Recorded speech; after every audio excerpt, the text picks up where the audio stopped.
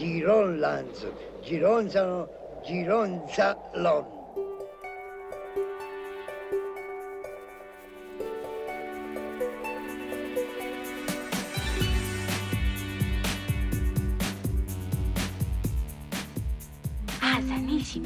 Hello everybody! We are here with William Dalrymple, who is a celebrated award-winning author, travel writer and historian. His most recent projects have been the books Return of a King and The Anarchy, and he curated an exhibition at the Wallace Collection in London on Indian artists patronized by the East India Company called Forgotten Masters. So, welcome William, you're very welcome. First of all, how are you? Where are you right now? And what do you see around you? I'm very well, thank you, Gianni. I am sitting on the terrace of my farm in the south of Delhi, feeling a little bit guilty because, mayhem has broken out in the world. But within the boundaries of this farm, everything is delicious. It's the nicest time of year here. Spring is in full bloom. The summer has not yet come. We have beautiful birds migrating from the Himalayas, hornbills and hoopoes, and you'll be hearing many of them, I suspect, in the next 5-10 minutes. And I have my children at home, and we are living in a little make-believe world far away from the apocalypse unfolding outside the gates. Sounds paradise. So, William, could you speak about the current COVID-19 lockdown situation in India from Delhi, which is where you are? So, India is suffering much less than many countries, and certainly much less than Italy so far. We are further down the curve. Whether we will find ourselves in Italy's situation in 2-3 weeks, who knows? I mean, these things grow exponentially, as we know. There is hope.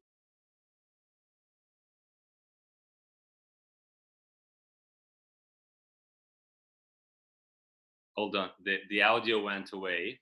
The audio went away. William?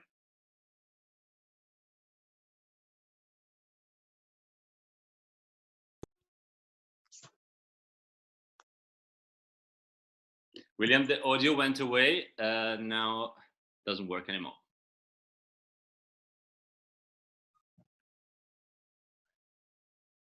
I'm back, Gianni. I'm so sorry. This was this is the in Italy-India conversation. We must remember. Forgive me. I'm back again. How are you? Nearly warlike times. Someone was calling in on WhatsApp. I didn't know how to get rid of it. It would be edited. No problem. It would be edited anyway. So let's ask the last question again. So William, could you speak about the current COVID-19 lockdown situation in India from Delhi, which is where you are? Well, at the moment, things are under control here. We are suffering much less than many countries, obviously much less than Italy. Though what the situation will be in 2 or 3 weeks, who knows? Prime Minister Modi locked down quite early. And we're all under very strict lockdown. We can't leave our houses except for shopping for essential goods. And there is some hope that India may escape the worst of it, having shut it down very early. But we just don't know. There's also hope, of course. I mean, many theories are circulating. There's a hope that the heat of summer and the wet of the monsoon will protect us. Obviously, flus flourish in cold weather and in winters. And so far, the areas of the globe which have suffered worst are across a certain latitude, whether it's from China, Iran, Italy, or the United States. And tropical countries in Africa and Southeast Asia have fared much better so far. But whether that'll be the case in 2-3 weeks, we just don't know. But so far, thanks to very strict measures by the Indian government, which have had many difficult repercussions for migrant laborers and people who are out of a job. We saw terrible scenes of hundreds of thousands of people leaving for their villages earlier in the week. But that has now quietened down. Many of those who who were walking home have reached their destinations. Amazing scenes of women aged 70 or 80 and old men just walking in the heat along these roads until they got home. Incredible strength and resolution. Very Anyway, that's now sorted, and so we just wait to see whether how far the outbreak will grow. So far, as I say, for a large country with a lot of people living cheek by jowl with very little privacy, um, uh, the situation is good. I mean, potentially, though, obviously, it could be catastrophic. People do live in crowded conditions here. Healthcare is very basic. India spends less on healthcare than most other countries, and the amount of ventilators and hospital beds per head is very low. So we just have to hope. okay. Let's hope for the best. So you chose your farm outside Delhi as the place where to spend your lockdown period. And could you tell us how's your life there as a family man, as a writer?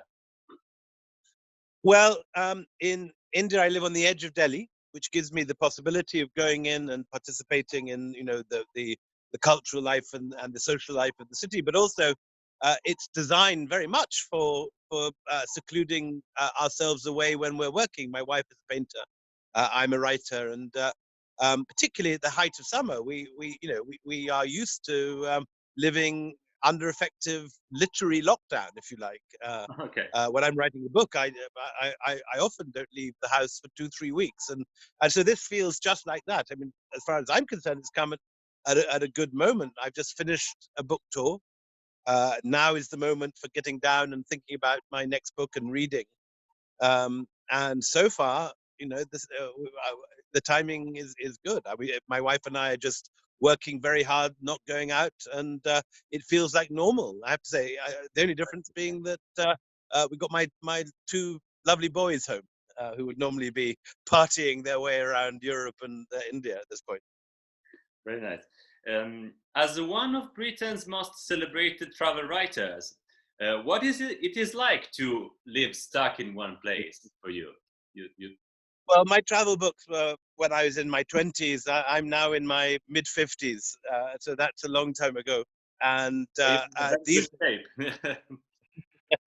these days, as a historian, which is what I've really been for the last 20 years, I'm used to long periods of isolation with my books, and I like it, frankly. I mean, my last book, The Anarchy, had a wonderful global book tour, which started in September.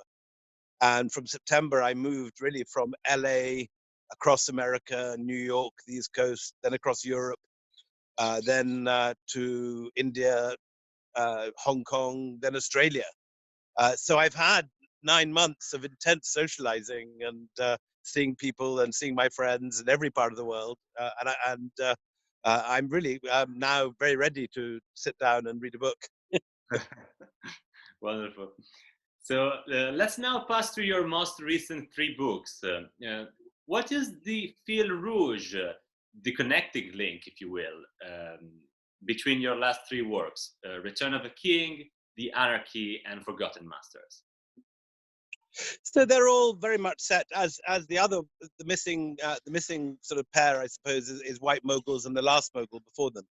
Every single one of them is about this period between the end of the Mughals and the beginning of the British Raj. So the last of the great Mughals, Aurangzeb, died in 1707, and the East India Company, which ruled India, was finally abolished in 1858, and the Raj began. But that 150 years between the death of Aurangzeb and the opening of the Raj, which all these books are about. And I'd be very lucky, I found what many historians look for, which is a period of history which is fascinating, but little written about and ignored. And the work has been, a lot of it has been in Persian. I collaborated with our mutual friend Bruce Swanell, a great scholar of Persian who died just in January. A great friend of yours, January, too, I know. Sadly missed. And Bruce did spectacular translations from forgotten Persian texts. He would come and live here at the farm. Very much this terrace was his domain. In the evenings, he would invite Persian musicians around. We used to call this terrace the Hanging Gardens of Bruce, where he would entertain and hold concerts and so on. So he was very much my collaborator in this project. I would do the English language work in archives across India and in Calcutta and Madras, Tonk, and so on, but particularly in the National Archives in Delhi, and then also in the British Library in London. While Bruce would work on translating the Persian material we got, again, partly out of Indian archives, partly out of British archives. And between putting those two halves of the story together, all 5 of these books tell different facets of this period of history, which is a complicated one. It's very different from the straightforward imperialism of the British Raj. The East India Company period is a period of commercial looting and plundering of India. The East India Company was not the British government. It was a private corporation as much as Google or Facebook are corporations, independently run today. Like Google or Facebook, it was controlled by its shareholders and run by directors. Being a private company, they were not interested in a civilizing mission or bringing railways to India or any of the stuff that apologists for imperialism used to justify European takeovers of the country. The East India Company was very, one thing that we can say about it was not hypocritical. It was very clear. It existed to make a profit for its shareholders and for its operatives. And it did that spectacularly well. At the beginning of the story, when the East India Company is founded, India is the richest country in the world. It's just overtaken China as the world's leading center of industrial production, particularly of textiles.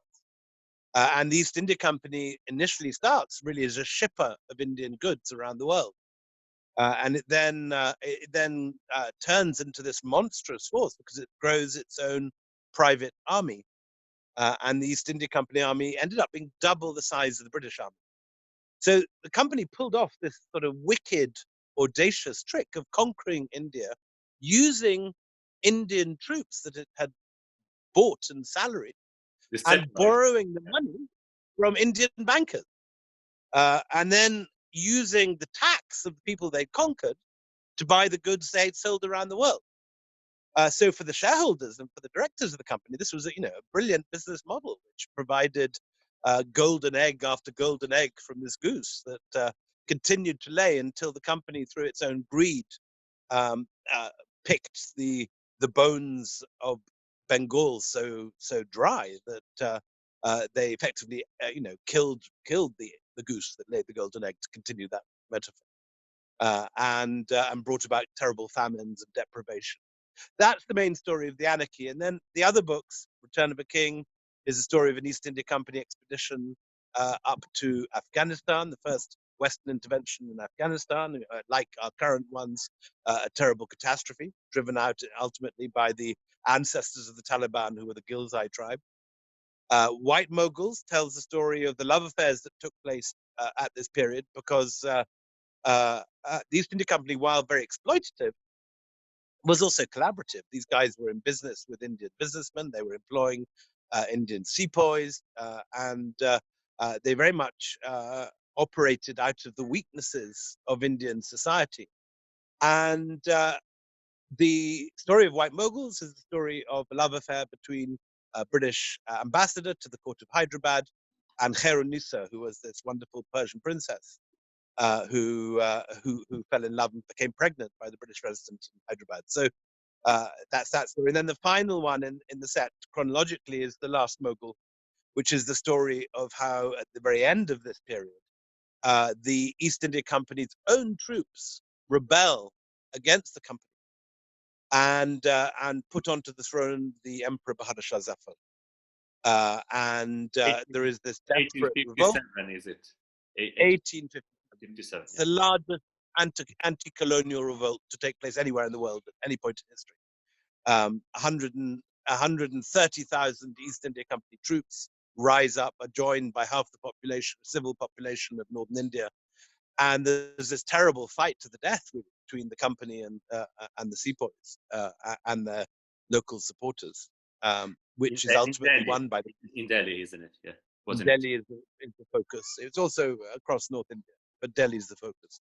So that's the story. So in a sense, this has been a quartet, 4 books, all about different facets of the same story. I'm now moving on to a completely different period of history We'll and we'll starting. get very soon to that. I wanted to show to the audience your last book, The Anarchy, that you spoke about now, and is not out yet in Italy. Do you know when it will come out, when The Anarchy will be translated into Italian? Yes, indeed. Calasso has bought it. It will be out in Adelphi, presumably next year. It normally takes a year to 18 months for the Italian translations to appear. I very much look forward to coming to Incroci, back to Venezia, and Live in enjoying the great Really civilization and hospitality of your city.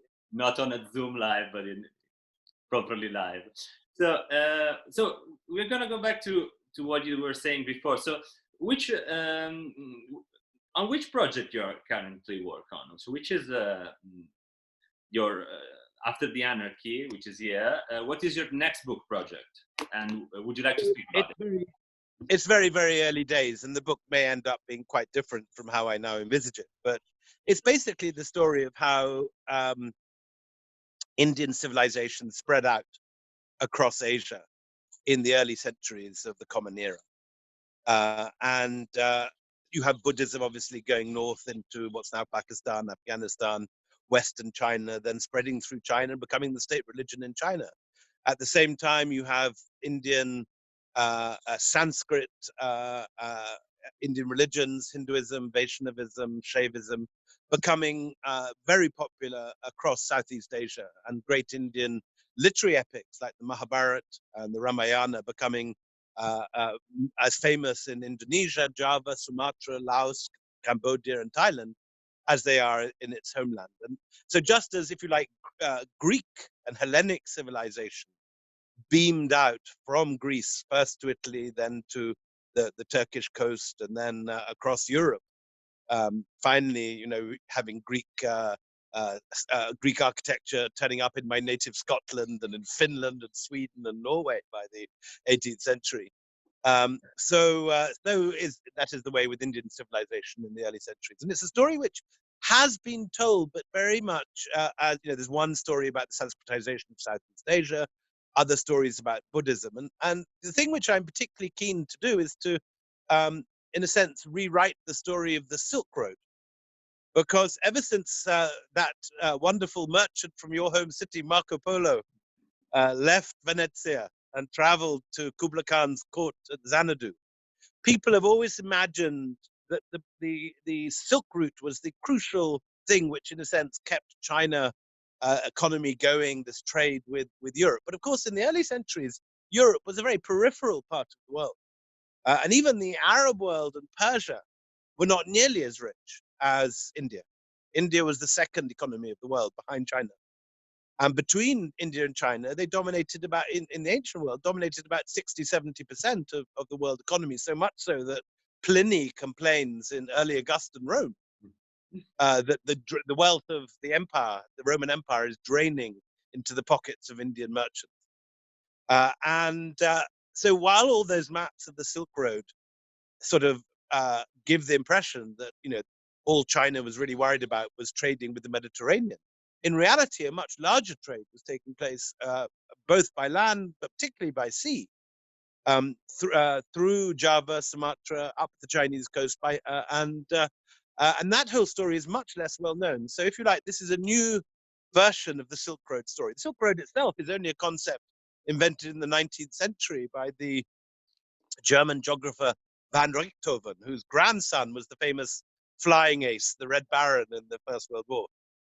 So I'm rewriting the Silk Road story from an Indian perspective, I suppose.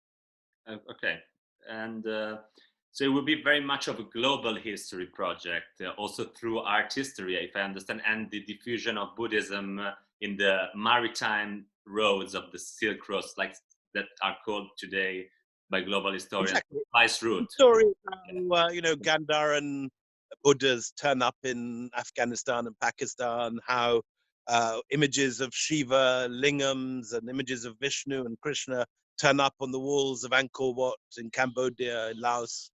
It's that whole story, and it's going to take a while. it's a big tale. I'm Yeah, daunted.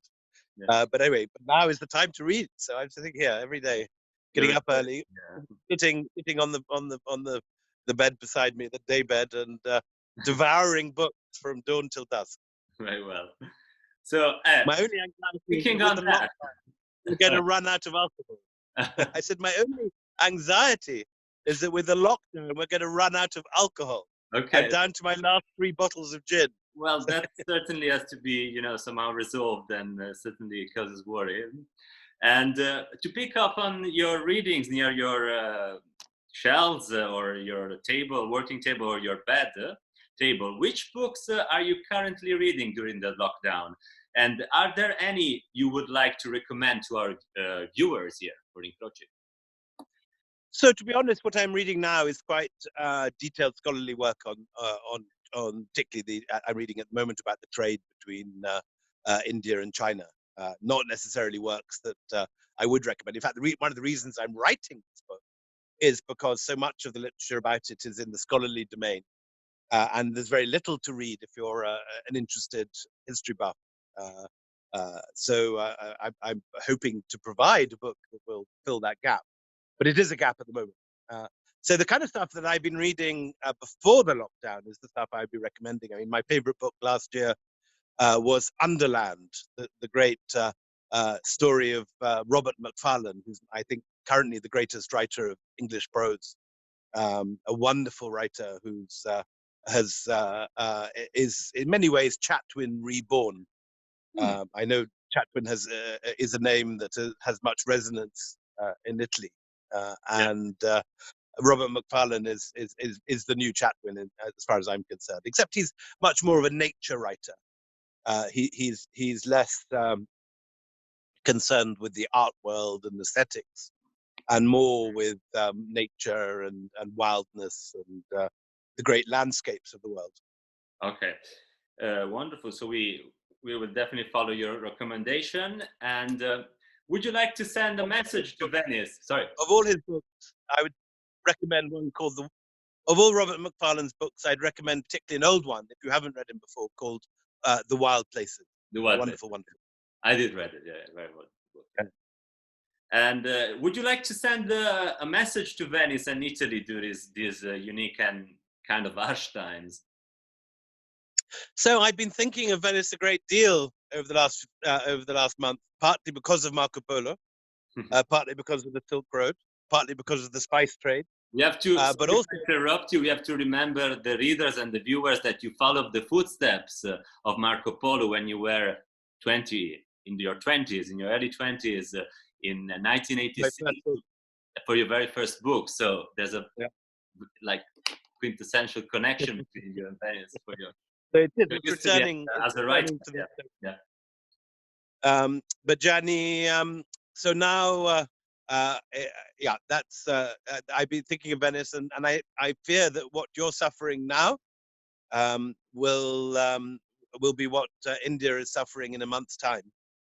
You've shown the way. You've also shown, I think, how to sort it out. Lockdown has worked. Your numbers are going down. Your courage and your losses have led to a decline in this terrible disease, and so we very much hope that your example will inspire the policymakers here in India and show us how to fight this terrible enemy. Okay, thank you. And this is the final question. Do you think you will ever write about this experience you are living through? I have to say that at the moment I'm just feeling rather guilty that in a sense I'm living such a privileged version of this. You can hear in the background the birds, the evening birds from my Indian farm. It's a paradise to be here, and the real suffering is taking place elsewhere. So I think I won't write about this. I think this is something I will put aside to work on other books. But I'll leave it to writers such as yourself, Gianni, to cover the story. hopefully one day. Well, I'm kind of working hard in this moment. It's the right moment, but I'm very glad to hear it. we will see. Well, okay. So thank you very much, William. Thank you very much, and do take care. And I hope it will be not too hot in India this year during the monsoon season, which will start in May, isn't it? So Holi was last week, and the heats are beginning now. What's the temperature the now? mercury will be rising every day. What's the temperature? So yes, now it's perfect. It's 2025, but in a month it'll be 35, 40. That's different. Yeah.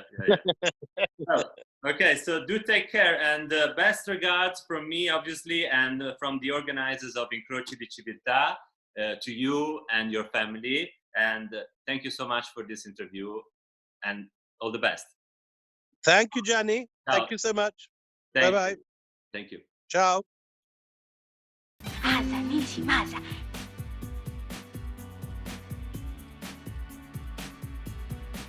Vagano, vagano, vagano!